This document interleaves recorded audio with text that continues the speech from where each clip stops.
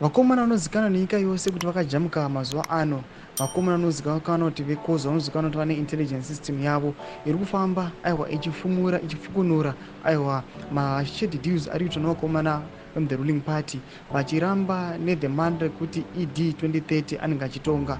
Waya panapa vachipururudza vachipembera mashoko ataurwa nemutungamiri wenyika. Sandapinda mashoko anomuda nyogwa muzara nhasi anoti subscribe like turn on the bell icon. Timina paendo pawo kumnaekozwa vanoya vachiposta this picture ramuri kuona remutungamiri wenyika pamwe chete navice president Constantino Chiwenga vanyora vachiti thank you his excellence for purposely disassociating yourself from the unconstitutional term limit extension floated by crooks.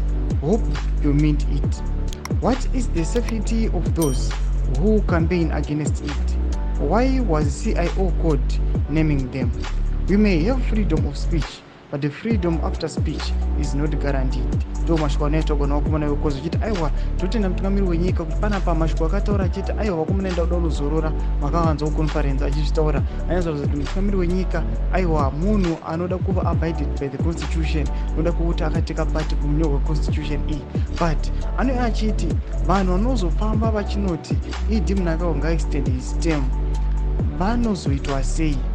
Are you going to take account of them? Nokuti vari kuita against the will yemutungamiri wenyika. Vanenge vachiita kuti mutungamiri wenyika expose kune zvinhu zvinoita kuti aviolate the constitution.